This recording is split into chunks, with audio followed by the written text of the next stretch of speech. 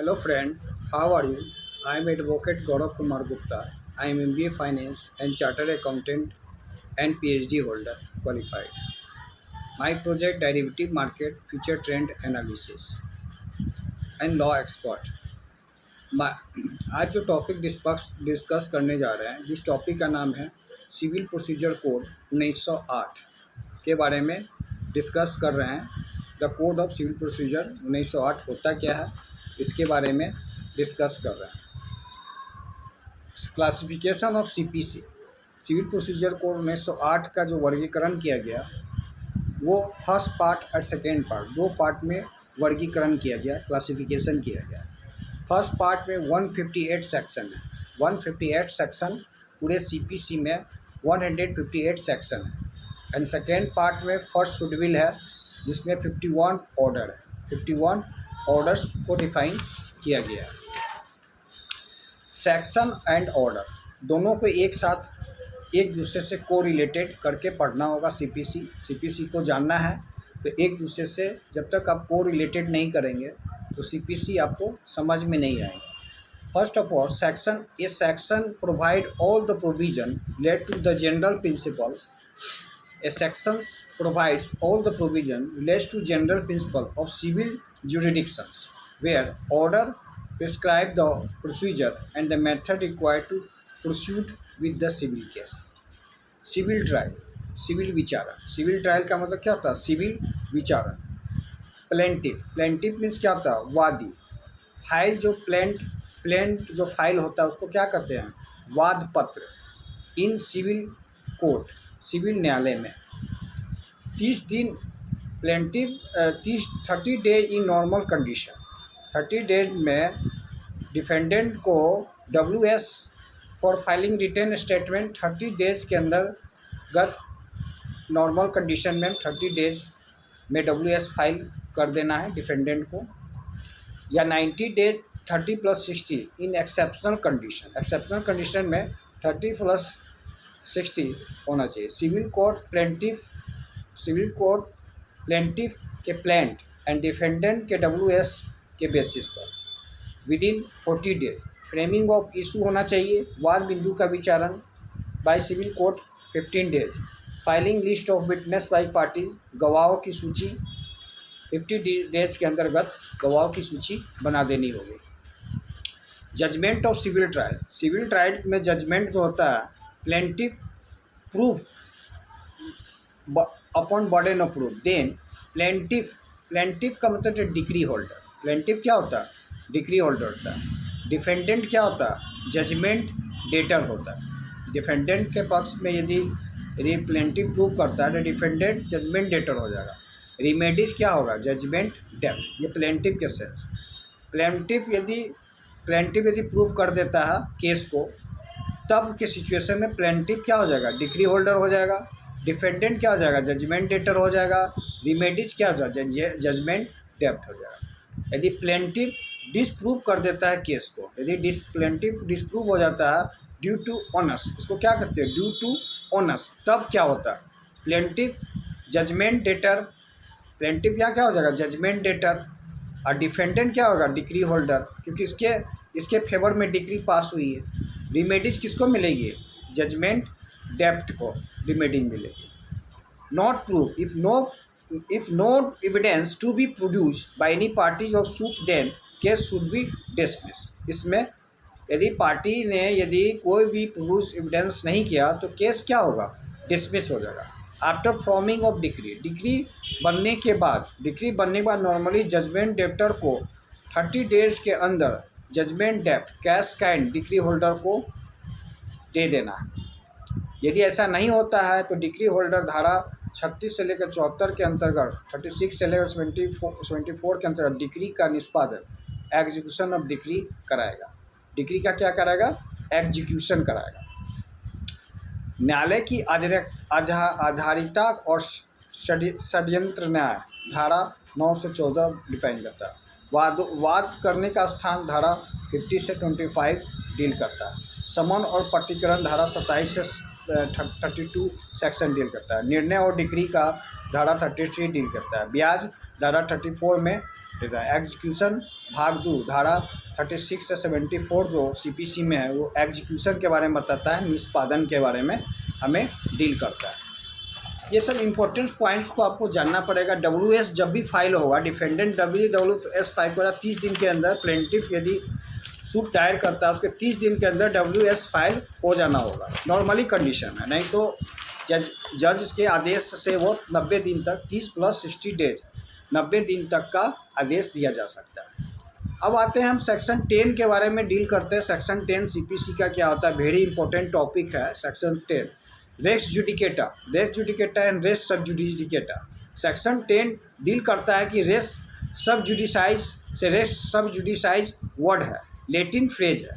During pending jurisdiction, जब हमारा कोई भी जुडिक्शन पेंडिंग होता है, मतलब कोई भी मामला कोर्ट के सामने पहुंचा हुआ है और डिस्पोज ऑफ नहीं, कोई भी मामला कोर्ट के सामने पहुंचा हुआ वो डिस्पोज ऑफ नहीं है, it is the pending jurisdictions of the court. दोनों पार्टी को कोर्ट सुन रही है, डॉक्यूमेंटेशन भी हो रहा है, एविडेंस मिल रहा है, लेकिन मैटर डिस्पोज ऑफ नहीं। सेक्शन 11 डील करता है सीपीसी का, डील करता है सीपीसी रेस जुडिकेटा। रेस का मतलब जो मैटर डिस्प्यूटेड हैज़ बिन जुडिकेटेड, उसका डिस्पोजल हो चुका है। रेस सब जुडिसाइज का डॉक्ट्रिन है, सिर्फ और सिर्फ ट्रायल वार करता है, इंस्टीट्यूशन नहीं वार करता है। रेस सब जुडिसाइज में ओनली फॉर रेस सब जुडिसाइज में डॉक्ट्रिन है जिसके सिर्फ और सिर्फ ट्रायल को वार करते हैं, लेकिन इंस्टीट्यूशन यहाँ पर वार नहीं करता। लेकिन रेस जुडिकेटा सिर्फ इंस्टीट्यूशंस को ही वार कर देता है, आप कोई भी मामला लेकर नहीं जा सकते। रेस सब जुडिसाइज क्या है, आप कोर्ट के मामले लेकर जा सकते हैं, कोर्ट इसको ट्रायल नहीं करेगी, सो इसके साथ आगे नहीं बढ़ेगी, कोर्ट इसको माने इसके साथ आगे नहीं बढ़ेगी। सेक्शन 50 सीपीसी हमें डील करता है किस कोर्ट में केस को इंस्टीट्यूट किया जाएगा। कोर्ट इन भी सूट टू बी इंस्टीट्यूटेड, जो भी suit court of lowest grade competent to trial किस कोर्ट में इंस्टीट्यूट किया जाएगा। पहली बात, मान लीजिए कि कोई भी डिस्ट्रिक्ट कोर्ट में जाते हैं या डिस्ट्रिक्ट कोर्ट में किसी भी शहर में रहते हैं, किसी भी पर्सन के साथ सिविल डिस्प्यूट अराइज हुआ हो तो आप मामला लेकर जाएंगे जिले के सबसे छोटी कोर्ट में, lowest grade competent to trial court. Section 50 हमें सीपीसी का ये पॉइंट्स को बताता है, लोवेस्ट कोर्ट में जाएंगे। सेक्शन 60 हमें बताता है suit to be instituted where subject matter situated, subject to the pecuniary other limitation prescribe by the law and suits.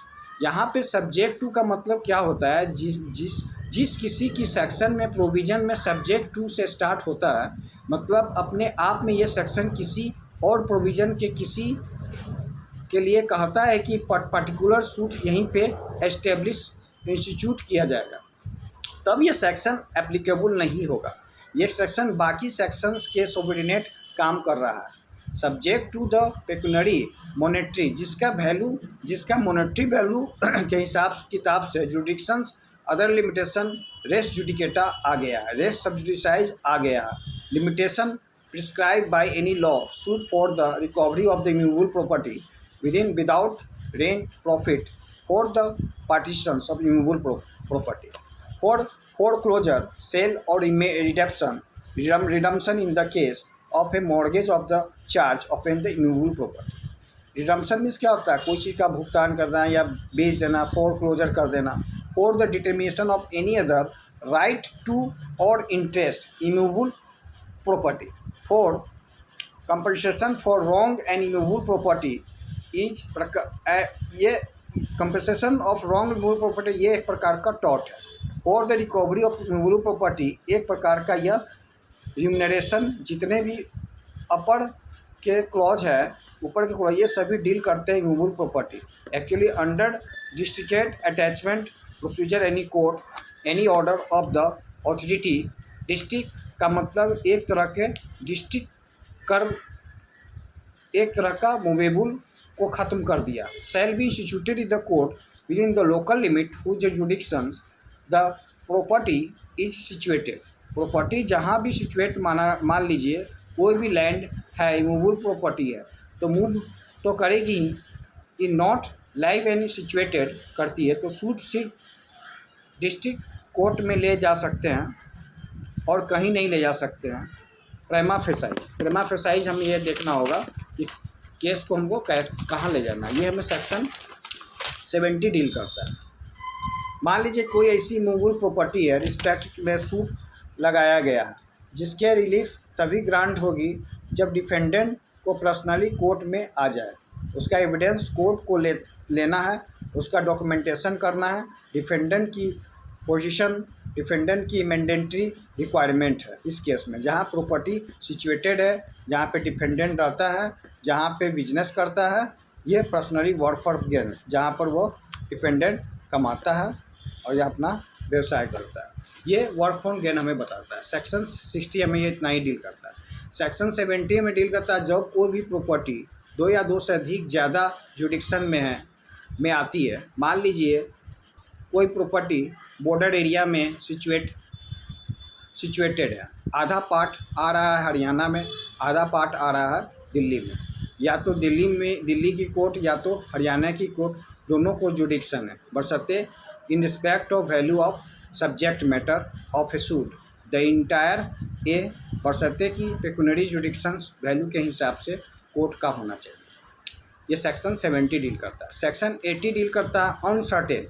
Uncertain का मतलब मान लीजिए कोई ऐसी प्रॉपर्टी है जहाँ से मान लीजिए अनसर्टेनिटी है, किस कोर्ट का जुडिक्शन कौन सा है। कोई भी कोर्ट जिनके बीच क्वेश्चंस अराइज हो रहा है, इस चीज़ को एंटरटेन कर सकती है। रिकॉर्ड करना, स्टेटमेंट रिकॉर्ड करना, if satisfied that there for ground for alleged uncertain record statement to the effect thereupon to process entertain and dispose of suit led to the property। ये स्टेटमेंट रिकॉर्ड करना court के लिए बहुत ज़रूरी है। ये किसी भी ग्राउंड से कर रहे हैं, ये स्टेटमेंट रिकॉर्ड करना कोर्ट के लिए मैंडेटरी है, मैंडेटरी रिक्वायरमेंट होगा। ये सेक्शन 80 बताता है। अब आता है जुडिक्शंस टर्म कहाँ डिफाइन किया गया। सेक्शन 29 में डिफाइन किया। सेक्शन 90 डील करता है सीपीसी का wrong to person and movable property. किसी भी किसी की कार को यदि आप ठोक दिए, इसके लिए सूट कहाँ पे लेकर आएंगे, जहाँ पर डिफेंडेंट रिसाइडिंग कर रहा है, वर्क फॉर बिजनेस कर रहा है या वर्क फॉर गेन कर रहा है। ये भी सेक्शन 90 हमें डील करता है। सेक्शन 20 हमें रिजुडरी सेक्शन, मतलब जो मामला कहीं भी ऊपर के सेक्शन में नहीं आ रहा है वो सेक्शन 20 में आ जाएगा। Subject to the limitation approach every suit shall be instituted in court within the local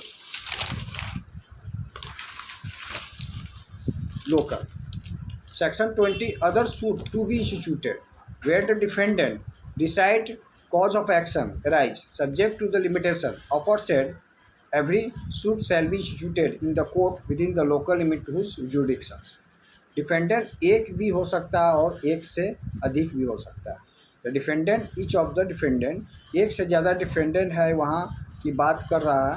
where there are the more than one at the time of the commencement of the suit actually and voluntary resides carrying on business personally work for. Defendant कई है, उनमें से किसी एक को choose किया है हमने, एक डिफेंडेंट को चूज किया कि इसी से रिमेडीज मांगनी है। उस केस में रिसाइड करता है कि लेकिन कई डिफेंडेंट से एक चुनते हैं। उस क्लॉज में एक सिचुएशन कंफर्म करनी होती है। Provided in such case either the leave of the court is given the defendant who to the reside the carrying on business personally work for gain and aforesaid and occasions in such issues. Occasions का agree कर देता है, मानी कोई भी चीज़ occasions करते हैं वो एग्री हो जाता है। अब सेक्शन 21 हमें सीपीसी का यह ऑब्जेक्शन टू जुडिक्शन, जुडिक्शन के रिस्पेक्ट में कोई भी ऑब्जेक्शन अगर फाइल करना है तो वो कोर्ट में फर्स्ट कोर्ट और first of instance at the earliest possible opportunity, जब भी आपको ये पता चलता है कि कोर्ट के पास जुडिक्शन नहीं था, जैसे पता चलता है सर ये कोर्ट का जुडिक्शन नहीं है, and in all cases where issue are settle at before such settlement unless there has been a consequent failure of justice after settlement, आपके पास ये राइट नहीं है। कोर्ट के जुडिक्शंस को आप ऑब्जेक्ट कर सकते हैं, बशर्ते मान लीजिए कुछ फेलियर ऑफ जस्टिस हो जा रहा है, बात की बात है, लेकिन प्रीमा फेसाई ये मान कर चलेंगे अगर आपको ऑब्जेक्ट करना है किसी को कोर्ट का जुडिक्शन, उसमें दो चीज़ होनी चाहिए। पहली चीज़ क्या होनी चाहिए, फर्स्ट अपॉर्चुनिटी पता चली, एंड लिखा हुआ है, जब भी एंड वर्ड या दोनों चीज़ सिमल्टेनियसली नहीं होना चाहिए। ऐसा नहीं कि इशू सेटल होने के पहले अगर आपको अपॉर्चुनिटी भी मिली तो कर लो। ये तीन चीज़ों के साथ होनी चाहिए, सेटल होने तक या उसके पहले ऑब्जेक्ट कर सकते हैं। सेटल होने के बाद इशू सेटल हो जाए तो फिर आप उसका ऑब्जेक्ट नहीं कर सकते। यह हमें सेक्शन 21 सीपीसी का बताता है। सेक्शन 2A 21A जो वेरी इंपॉर्टेंट है सीपीसी का। अगर आप कोई ऑब्जेक्शन है प्लेस ऑफ सुइंग को लेकर, अगर मान लीजिए आप ऑब्जेक्ट करते हैं किसी भी पार्टीज़ को, यू आर डिफेंडेंट या रिस्पोंडेंट कुछ भी है, आप ये चीज़ ऑब्जेक्ट करते हैं, नहीं ये इस कोर्ट के पास जुडिक्शन नहीं था, इस पार्टिकुलर सूट को ट्राई करने को, उस केस से आप ये चीज़ ऑब्जेक्ट करेंगे। सिर्फ by application you can not bring a particular of defendant suit the content it bar and further suit या सेक्शन 20A, ये दोनों एक तरीके के कोरिलेटेड कर रहा है। सेक्शन 12 यह कहता है कि जब भी कोई प्रोविज़न सिविल प्रोसीजर कोड में एक्सप्रेस कोई भी चीज़ बार यानी रोकी गई है या आप इस पर्टिकुलर मैटर्स में सूट नहीं ला सकते हैं, you are not entitled to bring a suit on that parties. Section 2A हमें भी ये कहता है कि आप सूट नहीं ला सकते हैं इस चीज़ को ऑब्जेक्ट करने के लिए कि कोर्ट के पास जुडिक्शन नहीं है। एक तरीके से बार पूछा जाए क्वेश्चंस में भी तो which of the section deals to the bar to the particular suit, ये सेक्शन आ जाता है 20A। CRPC criminal procedure code में 326 यहाँ से शुरुआत हुई है। एक्सप्रेसली बार किया हुआ है, पर्टिकुलर सूट नहीं ला सकते हैं। जब भी जुडिक्शंस की बात आती है, दो चीज़, bar on suit to set aside decree on objection as to place of suing, no suit shall be lie challenging the validity of a decree passed in a former suit between the same parties or between the parties under whom they are any of the claim litigations under the same title on any ground based on objection as to the place of suing। ये सिर्फ ground बता रहा है कि objection as to place of suing नहीं कर सकता। एक इसका ग्राउंड ये है कि objection as to place of suing के लिए नहीं कर सकते हैं। मान ले कि मेन वाइल डिक्री पास नहीं हुई है, अभी मैटर सब जुडिसाइज है, आपको पता चल जाता है कि अरे यहाँ वो गलत कोर्ट में मामला चल रहा है, इसके लिए आप अलग सूट दायर नहीं कर सकते हैं। उस एप्लीकेशन में, उस जुडिक्शंस में pending sub judice not bring further of separate suit, आप सेपरेट सूट को दायर नहीं कर सकते हैं। अगर आप CRPC के सेक्शन 326 को यही कहता है कि मान लीजिए किसी कोर्ट में मामला चल रहा था, मेनवाइल किसी कोर्ट में मामला चल रहा, मेनवाइल जज का ट्रांसफ़र हो गया, मेनवाइल जज की कॉम्पिटेंसी चेंज हो गई, नया जज आएगा, उसका डिस्क्रिशन है, ये सारी चीज़ पहले से एविडेंस की रिकॉर्ड होती है, उसके साथ लेकर चलिए, या नए एविडेंस रिकॉर्ड हुआ हो तो सारी गो थ्रू जजमेंट तभी फाइनल होगा। Judgment is sign its final authority on judgment. ठीक है, सेक्शन 22 अगले वीडियो में डिस्कस करेंगे CPC के बारे में। सेक्शन 22 के power of the transfer suit which may be instituted in more than one court, किस कोर्ट का पावर है। मान लीजिए कि एक से ज़्यादा कोर्ट का मामला चल रहा है, अब उसको ट्रांसफ़र करने की बात आती है तो कौन सी कोर्ट ट्रांसफ़र होती है। ये सेक्शन 22 हमें डील करता है CPC सिविल प्रोसीजर कोड का। That's all. अगले वीडियो में हम अदर सेक्शंस के बारे में डील करेंगे।